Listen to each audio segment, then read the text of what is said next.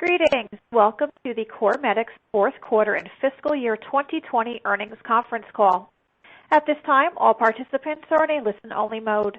A question-and-answer session will follow the formal presentation. Instructions will be given at that time. If anyone should require operator assistance during the conference, please press star 0 on your telephone keypad. Please note this conference is being recorded. I will now turn the call over to your host, Dan Ferry. Please go ahead. Good afternoon, and welcome to the Cormedix fourth quarter and fiscal year 2020 earnings conference call. Leading the call today is Koso Bloch, Chief Executive Officer of Cormedix. He is joined by Dr. Phoebe Mounts, Executive Vice President and General Counsel, and Dr. Matt David, Executive Vice President and Chief Financial Officer. Before we begin, I would like to remind everyone that during the call, management may make what are known as forward-looking statements within the meaning set forth in the Private Securities Litigation Reform Act of 1995. These statements are subject to certain risks and uncertainties and include, but are not limited to, any of the following. Any statements other than statements of historical fact regarding management's expectations, beliefs, goals, and plans about the company's prospects, including its clinical development program and marketing approval for DefenCath in the U.S. and other product candidates, future financial position, future revenues and projected costs, and potential market acceptance of DefenCath, Neutrolin, and other product candidates.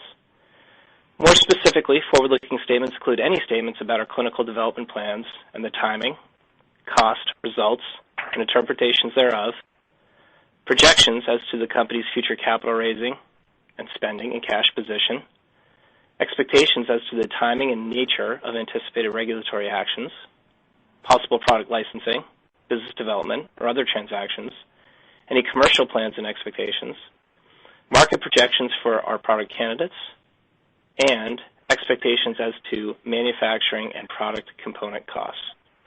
Actual results may differ materially from these projections or estimates due to a variety of important factors, including, but not limited to, uncertainties related to clinical development, regulatory approvals, and commercialization. These risks are described in greater detail in Cormedix filings with the SEC, copies of which are available free of charge at the SEC's website at www.sec.gov or upon request from Cormedix. Cormedix may not actually achieve the goals or plans described in these forward-looking statements, and investors should not place undue reliance on these statements. Please note that Cormedix does not intend to update these forward-looking statements, except as required by law.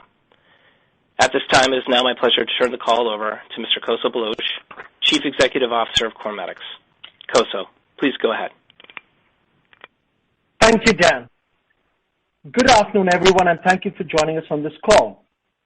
On today's earnings call, we will discuss fourth quarter and fiscal year 2020 financial information and the overall progress Cormedix is making in bringing DefenCath to the U.S. market for its first indication for use as a catheter lock solution for hemodialysis patients to reduce catheter-related bloodstream infections. Joining me on this call are Phoebe and Matt. 2020 was a year where Cormedix continued to make significant strides. Cormedix added to the team, including our appointment of Matt David, MD, as the company Executive Vice President and Chief Financial Officer, and other senior-level hires on the market access and medical affairs side to help prepare the company for our anticipated commercial launch of DefenCath. In July, Cormedix announced a $23 million equity financing that brought in capital, new institutional holders, and broadened our Wall Street relationship with banks and research analysts. Late in the summer, Cormedix announced the acceptance by the FDA of our new drug application, the NDA, for DefenCath. Our product candidate to be used as a catheter lock solution in hemodialysis patients for the prevention of catheter-related bloodstream infections, CRBSI. The FDA also granted priority review and set a Prescription Drug User Fee Act, which is called PDUFA, date of February 28, 2021, for the completion of its review for approval of the NDA. In the fall, Cormedix added 2 new board members, Paulo Costa and Greg Duncan. Paulo brings decades of leadership experience in the pharmaceutical sector as President and CEO of Novartis U.S. Corporation. He has also demonstrated his strategic insight as chairman of Amylin Pharmaceutical through its successful sale to BMS and AstraZeneca.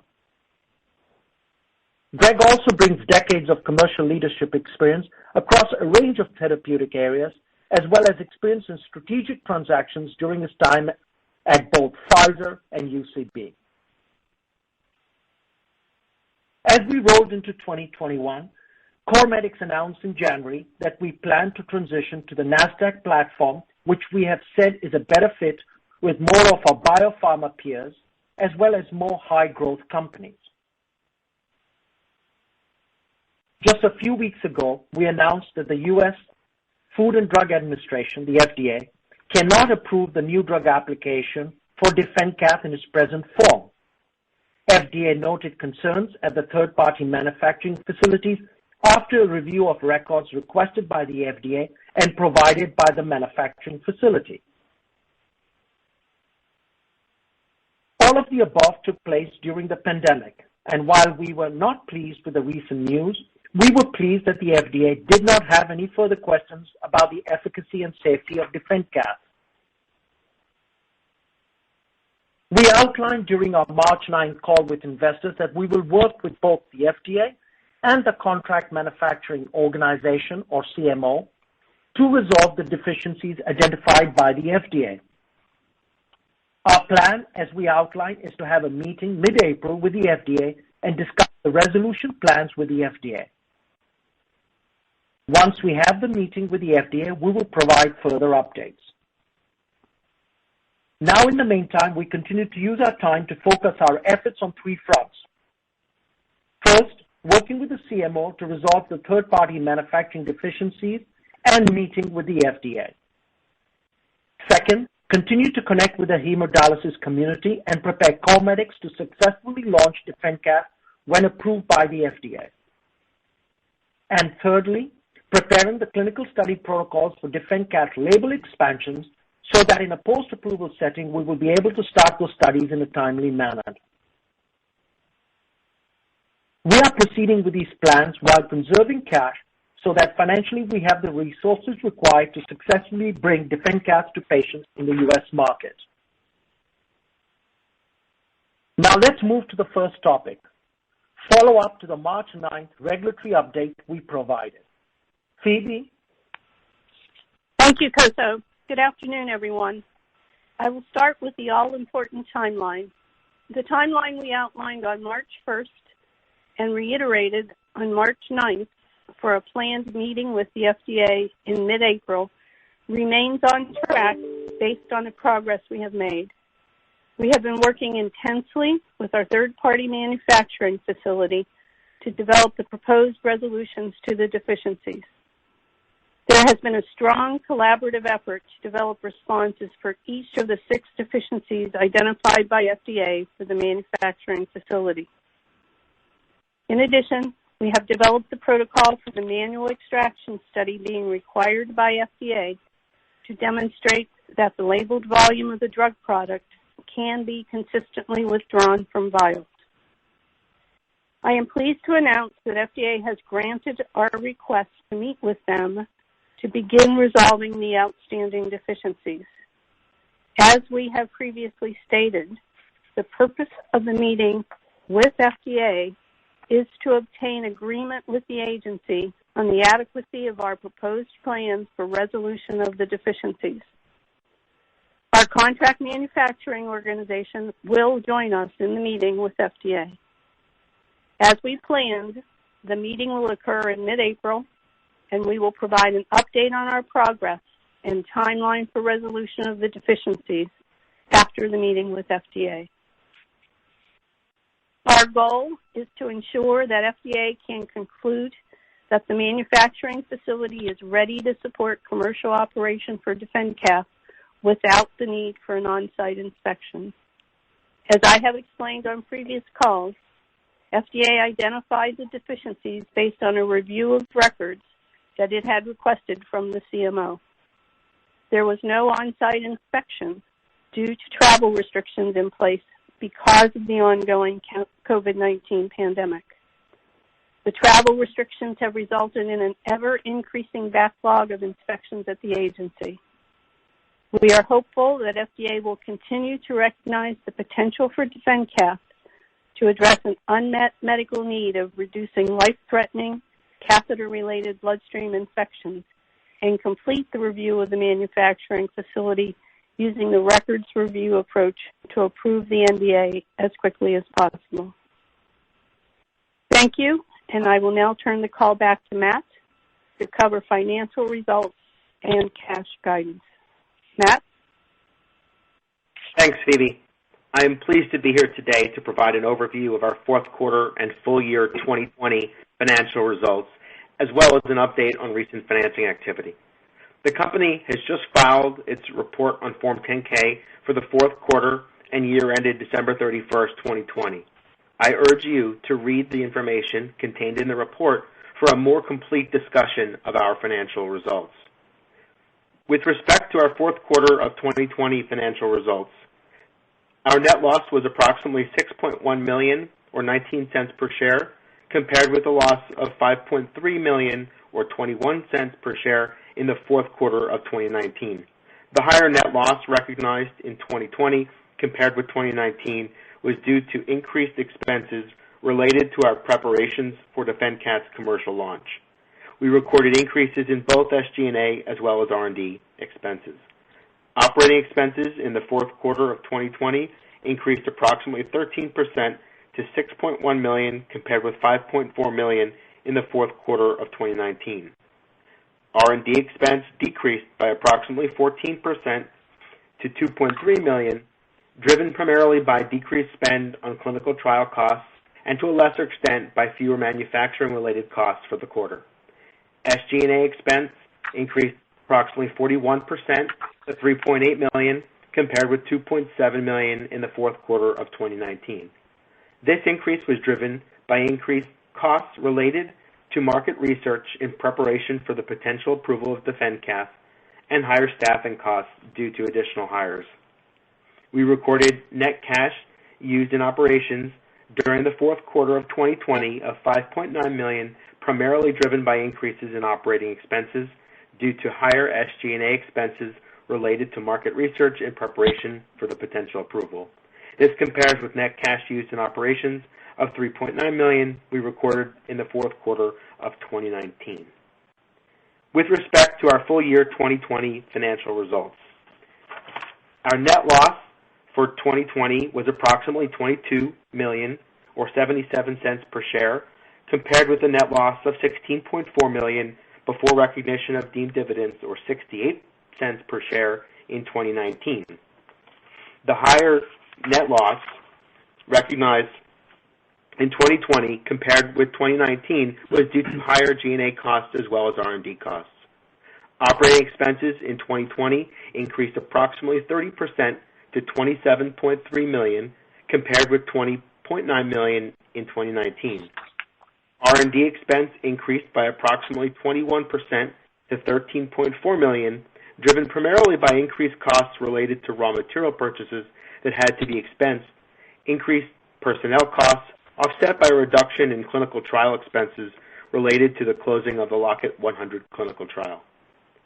SG&A expense increased approximately 41% to $13.9 million compared with $9.9 million in 2019. This increase was driven by higher staffing costs due to additional hires as well as increased costs related to market research in preparation for the potential approval of DefenCath. As we have discussed on our March 9th investor call, Cormedix is in a strong position from a balance sheet perspective. Inclusive of our year-end cash and equivalents of $46.3 million and proceeds of $41.5 million from ATM issuance following the end of 2020, the company has December 31st, 2020 pro forma cash and equivalents of $87.8 million.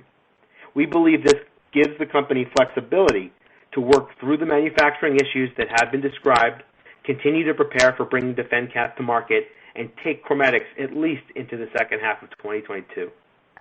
While we are continuing to work through the identified manufacturing issues, we also intend to be active participants in several upcoming investor conferences as we continue to look to diversify the shareholder base and raise awareness among the investor community regarding Cormedix and DefenCath's potential value proposition. With that, I would like to pass the floor back to Koso. Thank you, Matt. Let me remind you that hemodialysis segment represents a significant market with a very large unmet medical need. Today, there is no pharmacological agent approved in the U.S., where patients urgently need an antimicrobial catheter lock solution for preventing of CRBSI in central venous catheters. DefenCath would be the first antimicrobial catheter lock solution approved by the FDA in the U.S., where deaths occur in as many as 35% of hemodialysis patients experiencing a CRBSI. I believe that should DefenCath be approved by the FDA, it can rapidly become the standard of care in the U.S. To summarize, we continue to use the time to focus our effort on three fronts: working with the CMO to resolve the third-party manufacturing deficiencies and meeting with the FDA. Second, continuing to connect with the hemodialysis community and prepare Cormedix to successfully launch DefenCath when approved by the FDA. And thirdly, preparing the clinical study protocol for DefenCath label expansion so that in post-approval setting, we will be able to start those studies in a timely manner.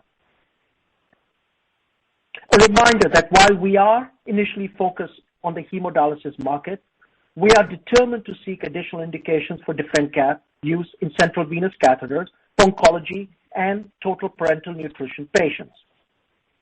We have had previous discussions with the FDA on the clinical trial design for use of DefenCath as a catheter lock solution in oncology and total parenteral nutrition patients, and are working to develop the protocols with the goal of finalizing the regulatory pathway for reducing catheter-related bloodstream infections in these additional patient groups and executing on these plans on a post-approval basis. In conclusion, we remain confident that we have the right team and appropriate resources in place to resolve the third-party manufacturing deficiencies that have been identified and bring DefenCath to the hemodialysis patients in the U.S. We expect to provide an update post the FDA meeting over the coming weeks. Thank you for your continued support of Cormedix. And with this, I will pass the floor back to the operator to open it up for questions. Stacy? At this time, we will be conducting a question and answer session. If you would like to ask a question, please press star 1 on your telephone keypad. A confirmation tone will indicate your line is in the question queue. You may press star 2 if you would like to remove your question from the queue. For participants using speaker equipment, it may be necessary to pick up your handset before pressing the star keys. Our first question comes from Jason Butler with JMP Securities. Please go ahead. Hi, thanks for taking the questions. First one on the FDA meeting. Obviously, you said the goal of the meeting is to gain alignment with FDA on the resolution plans, but just wondering if you will actually have any of the work requested by FDA completed by the meeting, either in terms of documentation protocols or the vial fill volume study or airflow visualization studies that they asked for. Will you have actually completed any or have any new data to take to the meeting? Well, Thank you, Jason. Sorry. Thank you, Jason. Let me pass the floor to Phoebe. Thank you for the question, Jason. As you know, when you request a meeting with FDA, you have to put a background package together and justify to the agency that it's appropriate for them to grant the request based on time and information available. They don't want to meet with you if it's premature. So, yes, we obviously were involved in developing the proposed responses. Some of those proposed responses involved existing documentation, and we make sure that where we could, we provided information that was responsive to the deficiency. So there is new information there for them to review for some of the responses. Great. And then just one more clarification question on that, on the complete response letter there. You mentioned that there was a couple of questions related to equipment that was not relevant to DefenCath. Is it still your view that those parts of the CRL are for equipment not relevant to DefenCath? Yes, Jason. The issue was planned expansion at the manufacturing facility, which involved installation of new equipment. That is new equipment not intended for manufacture of DefenCath. So the information that has been used and is in place is the appropriate equipment for DefenCath manufacture. Okay, great. And then just last one from me in terms of the development plans for additional indications or use settings. Any color you can provide at this point on the scope of those development programs specifically? Do you think you need, phase 3 efficacy and safety studies, or could there be other potentially more rapid strategies to get those additional indications added to the label? Phoebe? As you can imagine, those are issues that need to be discussed with FDA before anyone starts a trial. You want to make sure that the agency is on board with the way you intend to conduct the study and gather the data. So we will obviously meet with FDA at the appropriate time and talk to them. Our plan is to do it in a post-approval setting after the NDA has been approved for use in hemodialysis patients.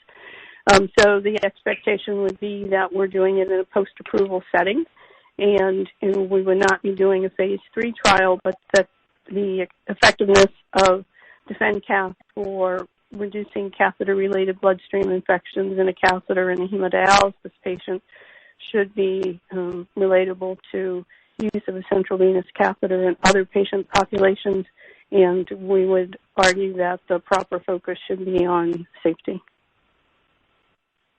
Okay, great. Very helpful. Thanks for taking the questions. You're welcome. Thank you. Next question, Joon Lee with Truist Securities. Please go ahead. Hi. Thanks for taking our questions. I have a few. Has anyone reached out to discuss, potential acquisition of the company? I mean, if DefenCath is as good as it looks on paper, and if the CMC issues are as remediable as you say they are, wouldn't some obvious players make an offer for the company? Just curious if you can make any comments there, and I follow up. Thanks, Joon. This is at the moment not the right forum or time to discuss that topic. Should there be any information that is material, we would clearly update the market when and where appropriate. Okay, fair enough. And then, as you mentioned that you are working closely with the CMO to address the deficiency of the third-party manufacturer. So the impression is that it was their deficiencies. So why do you need to be involved in addressing their issues? What is it that you can contribute to the CMO's deficiencies? Thanks, Joon. Phoebe? Thanks, Joon. That's a good question. I think folks don't understand that there's a parallel process here. As you noted, we have direct control over documentation and information on manufacturing that's submitted directly to the new drug application. As part of that process, FDA inspects the manufacturing facility and reviews documentation and the facility for its ability to manufacture that product in a commercial setting. So the inspection by FDA, whether it's by a records assessment or an on-site inspection, involves reviewing manufacturing records for the product in the NDA, but it also goes broader than that. It goes to the actual facility and the equipment and the maintenance and the training and the personnel. So it's a parallel process, but obviously they are intertwined and can't be separated because FDA is there to look at the potential for that facility to manufacture the product that's the subject of the NDA. Got it. Thanks for the clarification. And the last question is, at the meeting with the FDA in mid-April, will there be a determination as to whether a site visit will be needed or not? And is it still the case that the site visits are unlikely to occur within the next 12 months due to various restrictions? And if that determination is made during the meeting, how quickly would you be able to share that with the street? Thank you. Phoebe? So obviously that's one of the topics for discussion with FDA. We obviously, as I said in my comments, would like the FDA to continue its records assessment and determine that it doesn't need to do an on-site inspection.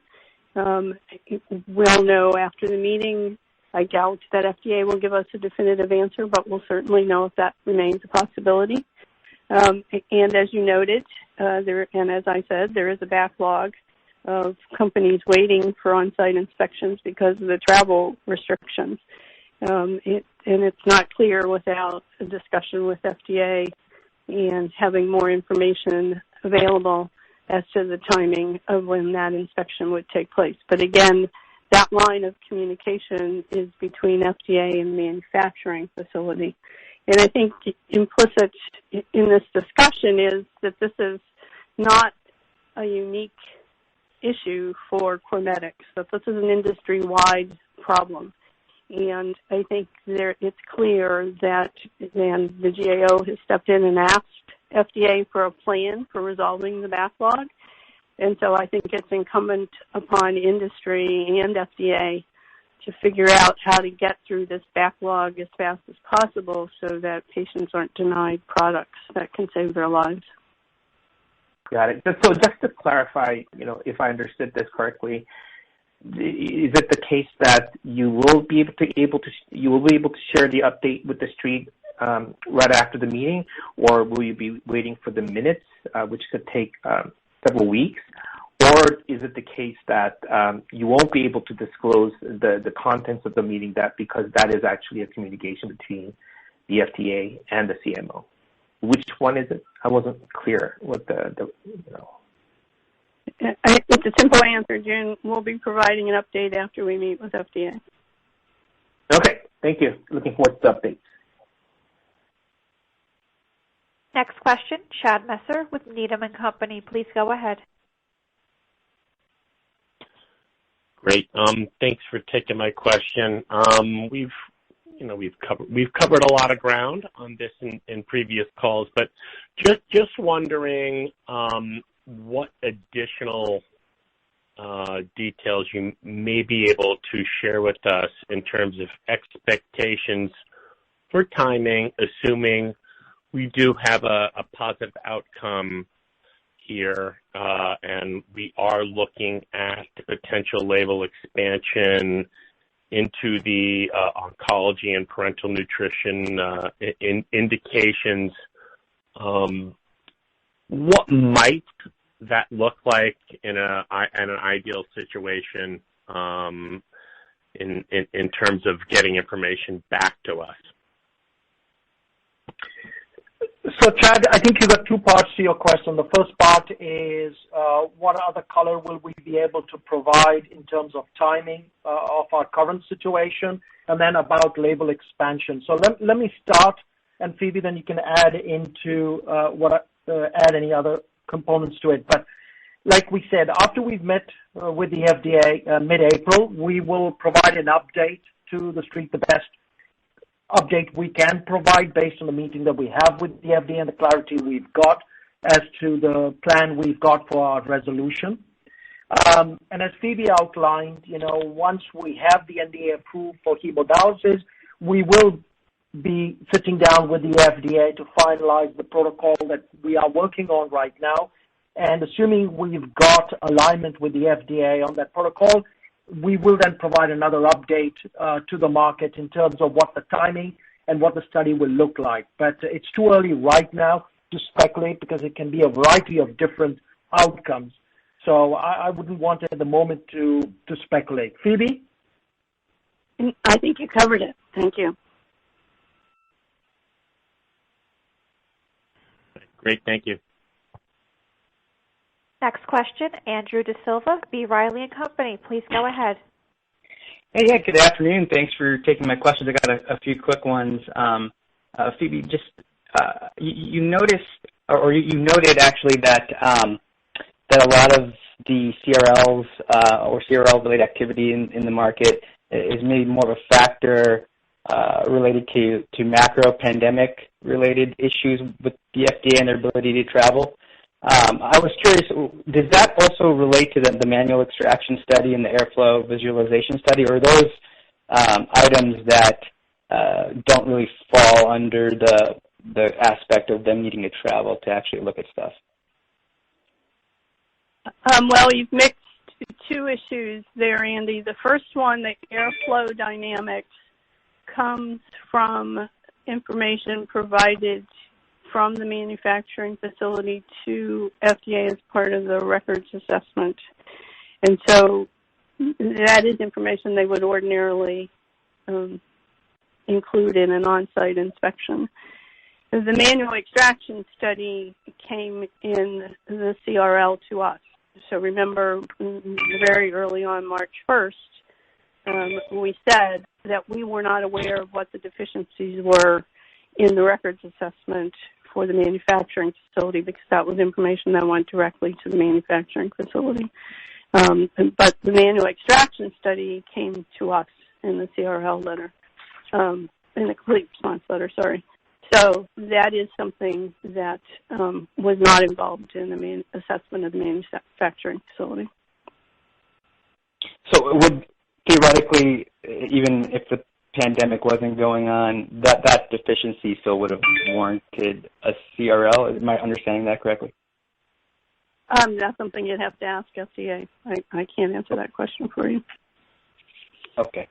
And then, I remember last time when you had your call, we were talking about Class 1 or Class 2 submissions.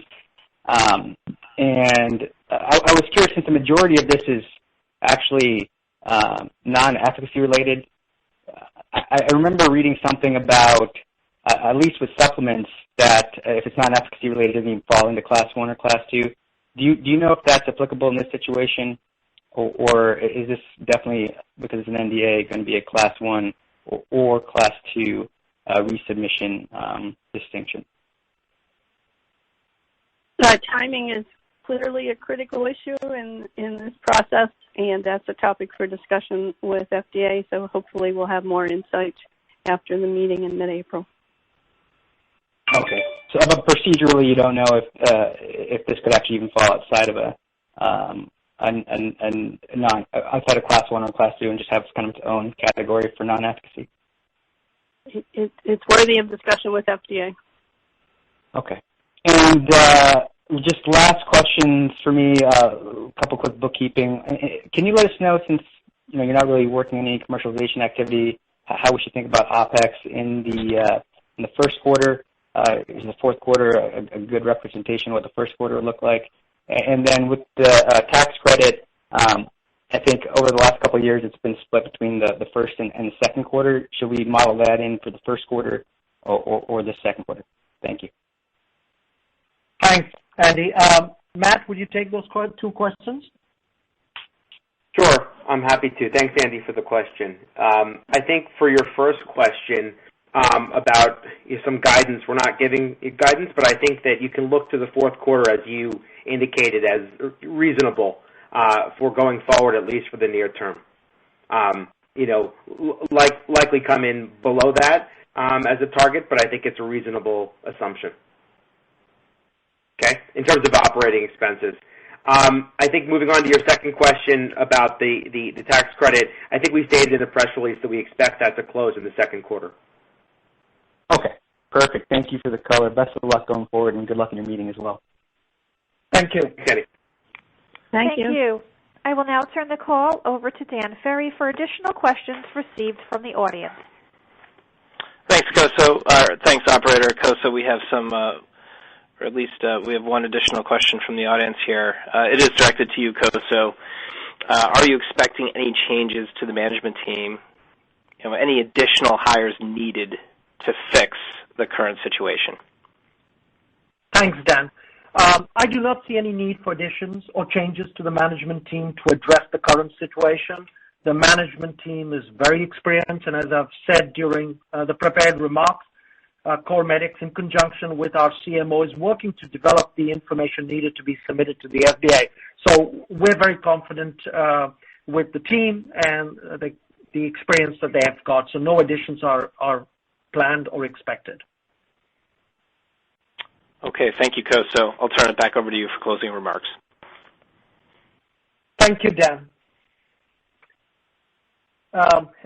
That question which we just had sort of touches on some of my closing remarks, and that is, Cormedix has an experienced team of executives who have taken pharmaceuticals through the various phases of clinical studies, registration, and successfully launched products in the U.S. market. As we've stated previously, Cormedix remains committed to bringing DefenCath to the U.S. market, whether on our own or with a strategic or commercial partner to help patients in need of protecting from life-threatening infections. The importance of reducing the incidence of infections and keeping patients out of hospitals is even more apparent during this ongoing coronavirus pandemic. So thank you once again for your time and attention, and have a good evening.